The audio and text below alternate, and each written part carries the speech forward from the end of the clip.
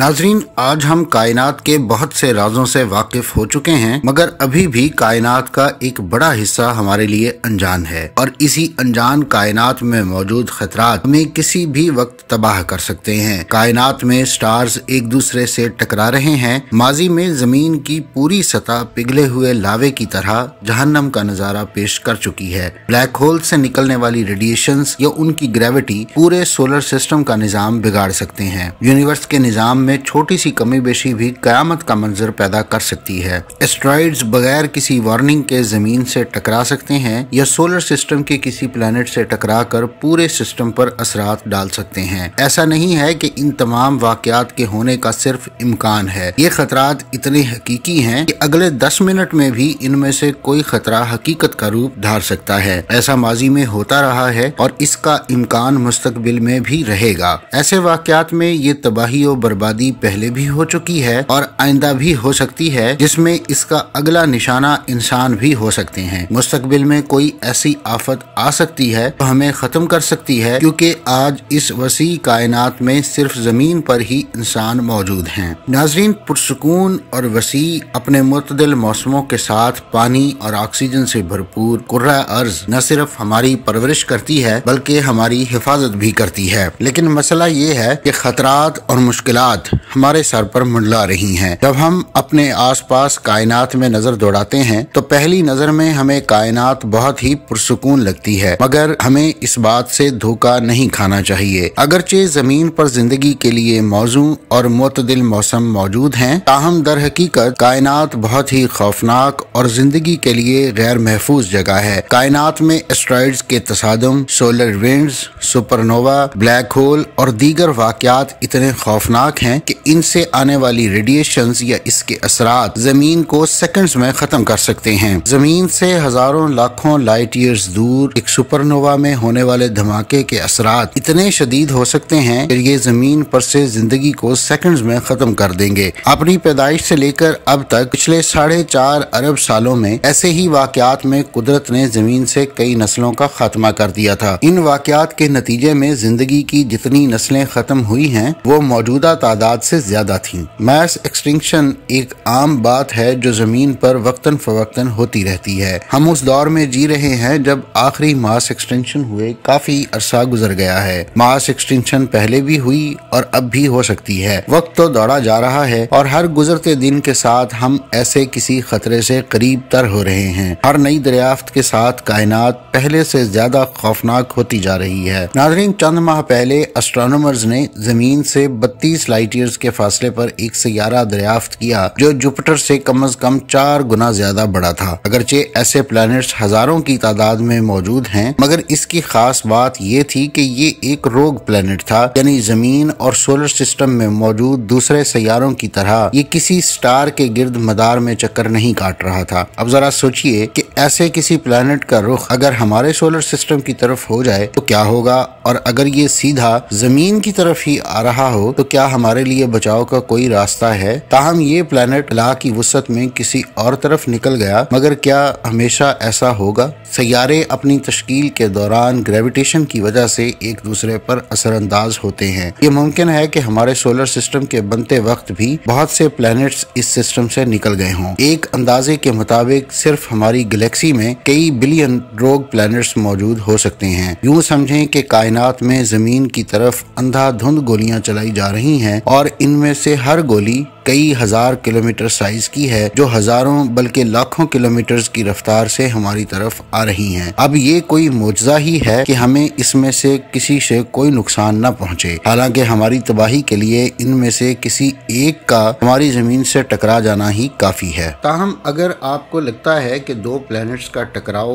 एक मुश्किल या साइंस फिक्शन का कोई आइडिया है, तो आपको बताते चले कि ऐसा आज से 4.5 अरब साल पहले हो चुका है, जब एक सैयारा जमीन के मदार में दाखिल होकर जमीन से टकरा गया था। दोनों सैयारे एक दूसरे से कई हजार मील फी घंटा की रफ्तार से टकराए थे और ये रफ्तार बंदूक से निकलने वाली गोली की रफ्तार से भी हजारों गुना ज्यादा थी। इस तसादुम के नतीजे में हमारी जमीन बिल्कुल तबाह हो गई मगर अच्छी बात यह हुई कि ये टकराव ऐसे एंगल पर हुआ था कि जमीन का मदार ज्यादा मुतासिर नहीं हुआ। अगर सूरज से हमारी दूरी में फर्क पड़ जाता तो शायद आज जिंदगी का वजूद न होता, क्योंकि जैसा कि आप जानते हैं कि जमीन पर जिंदगी के लिए मौजूद हालात की एक वजह इसका गोल्डी लॉक जोन में होना है, जो सूरज से मुनासिब दूरी है। ताहम इस टक्कर की शिद्दत और पैमाना इस कदर बड़ा और शदीद था कि जमीन की पूरी सतह पिघल गई थी। जरा तसव्वुर करें कि सतह जमीन पर एक जिंदा आतिशफशां ठोस चट्टानों के जजीरों के साथ मौजूद हो, इसके दाएं और बाएं लावा उबल उबल कर निकल रहा हो और पूरे सियारे की सतह ऐसी ही सूरत हाल पेश कर रही थी। थोड़े अरसे के लिए जमीन की फिजा में भी पिघली हुई चट्टानें मौजूद थीं और गर्दो गुबार कई हजार मील फी घंटा की रफ्तार से पिघली हुई जमीन के गिर्द मदार में चक्कर लगा रहा था। ताहम वक्त के साथ साथ ग्रेविटेशन ने इस मलबे को आपस में करीब कर दिया, जिसके नतीजे में हमारा चांद वजूद में आया। हमारा चांद जमीन के साथ थीबिया नामी एक प्लेनेट से टकराव से ही वजूद में आया था। यानी तसादुम के नतीजे में हमेशा बर्बादी नहीं होती, कभी कभी कोई चीज जन्म भी ले लेती है। चांद के बगैर जमीन पर जिंदगी पैदा नहीं हो सकती।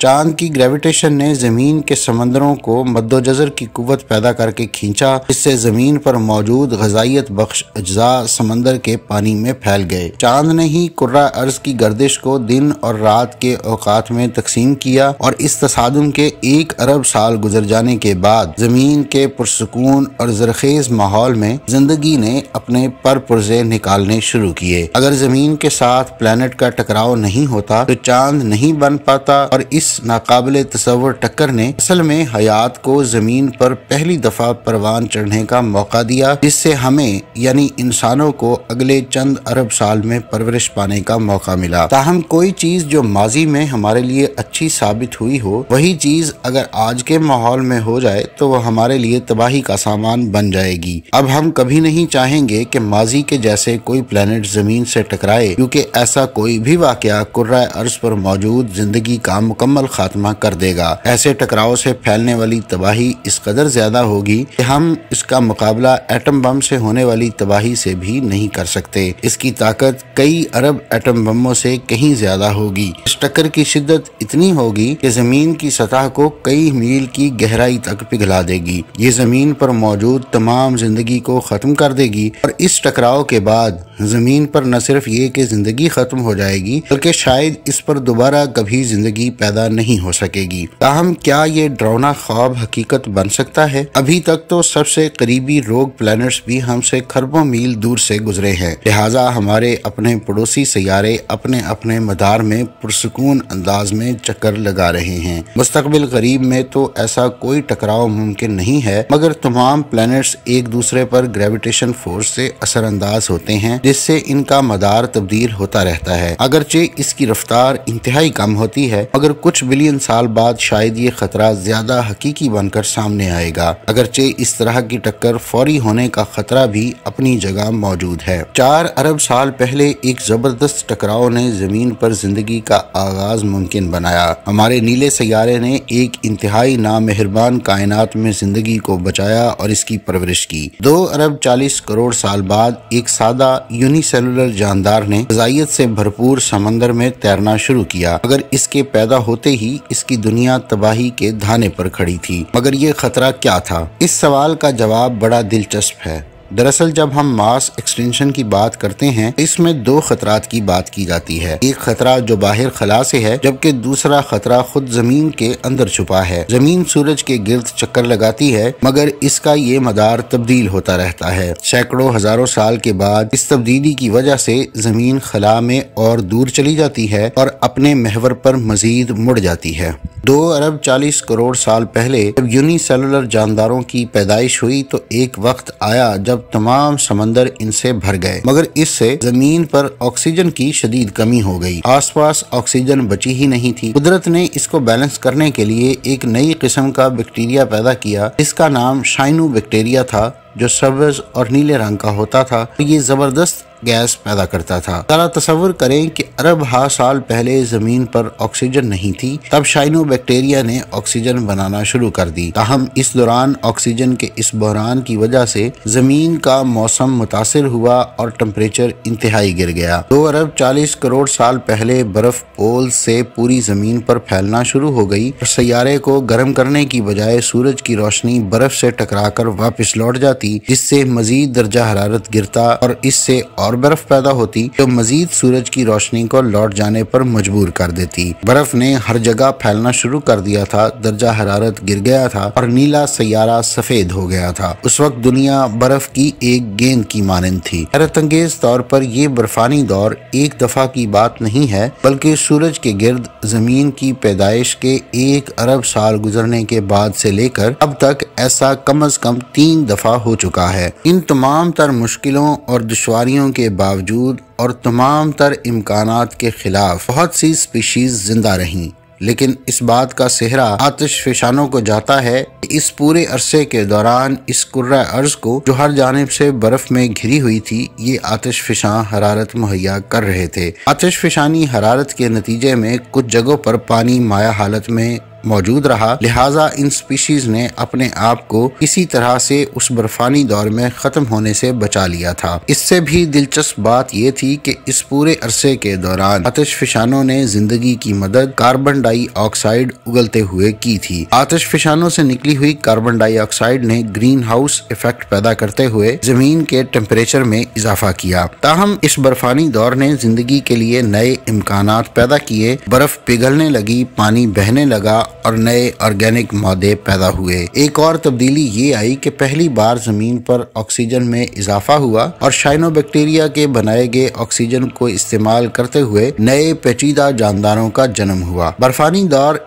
एक माहौलियाती सानहा था, मगर ये इर्तिका की फतह थी। पेचीदा हयात फलने फूलने लगी, मगर ज्यादातर मखलूकात उस जमाने से लेकर अब तक कभी इर्तिका पजीर नहीं हुई। किसी चीज ने इन्हें मरने से रोक दिया। बर्फानी दौर कायनात के मुहलिक तरीन हथियारों में से एक है, मगर ये पलक झपकते में गुजर जाता है। मुतशद्दद कायनात में तमाम तर उम्मीदों के बरखिलाफ जीत एक दफा फिर जिंदगी की हुई। 2 करोड़ साल गुजर जाने के बाद बचने वालों ने माहौल से मुताबिकत पैदा करते हुए अपने आप को तब्दील कर लिया था। एक नई तरह के जानवर नमूदार होना शुरू हुए। वो कुर्रा अर्ज पर मौजूद इसकी तारीख की सबसे कामयाब और बड़ी मखलूक थी, जिनको हम डायनासोर्स कहते हैं। ताहम मास एक्सटिंक्शन का वार इन पर भी चला और आज ये भी खत्म हो चुके हैं। ताहम इनके लिए मौत का पैगाम वो एस्ट्रॉइड बना जो स्पेस से आकर जमीन से टकराया और इससे पैदा होने वाले असरात इस कदर शदीद थे कि डायनासोर्स का मुकम्मल खात्मा हो गया।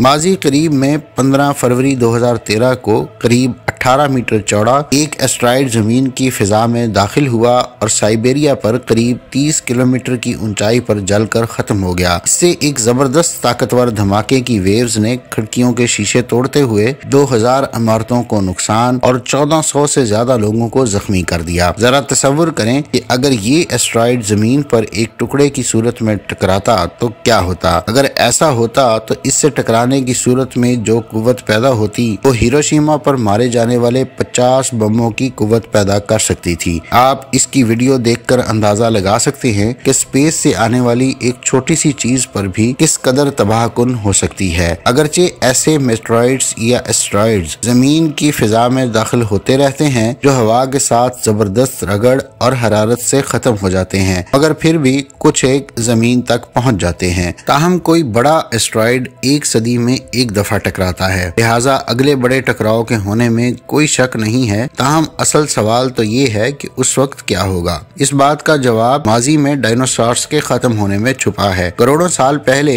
एक आम सी सुबह के वक्त अगर आप उस दौर में मौजूद होते और आसमान की तरफ निगाह उठाकर देखते तो आपको एक हल्की सी मध्यम सी रोशनी अपनी तरफ आती दिखाई देती, जो रफ्ता रफ्ता रोशन से रोशन और गर्म से गर्म होती जा रही थी। ये कोई 2 मील चौड़ी माउंट एवरेस्ट पहाड़ के जितनी चीज थी, जो जमीन की तरफ 90,000 मील फी घंटा की रफ्तार से दौड़ी चली आ रही थी। तबाही और बर्बादी की पहली लहर तो इस चीज के टकराने से बहुत पहले ही शुरू हो चुकी थी। हर वो जगह जो इस सैयारचे के रास्ते में आई उसमें आग लग गई, समंदर उबलने लगे थे और एस्ट्रॉइड ने जमीन पर टकराकर ताकतवर तरीन एटम बम से भी कई गुना ज्यादा एनर्जी पैदा की और इसके टकराव से जो क्रेटर बना वो आज भी मौजूद है। टकराव के बाद एक जबरदस्त शॉकवेव पैदा हुई और समंदरों में उठने वाली कई मीटर बुलंद लहरें सारी दुनिया के समंदरों पर असरअंदाज हुई और साहिलों से आगे सैकड़ों मील तक के इलाके पानी में डूब गए। अगले चंद घंटों तक बल्कि दिनों तक गर्दो गुबार की बारिश ने सैयारे को धुंधला कर दिया था। आने वाले हफ्तों और महीनों में आग से निकलने वाले धुएं ने माहौल में मौजूद गर्द में इजाफा किया। पिसी हुई चट्टानें और जला हुआ मादा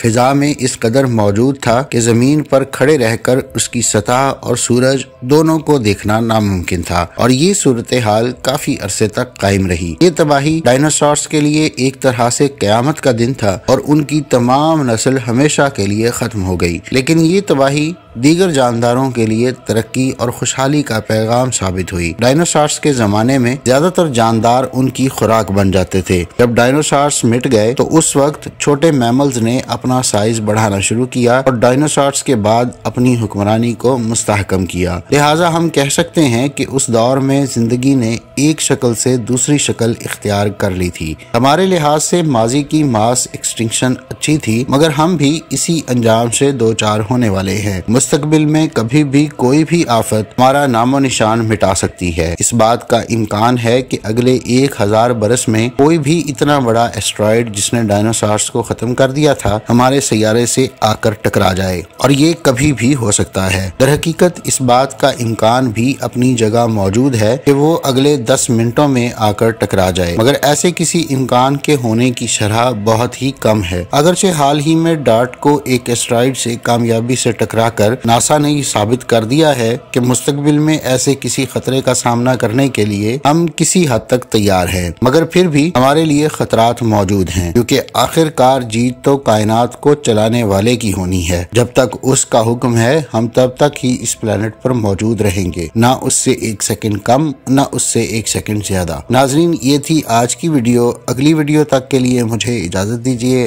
अल्लाह हाफिज।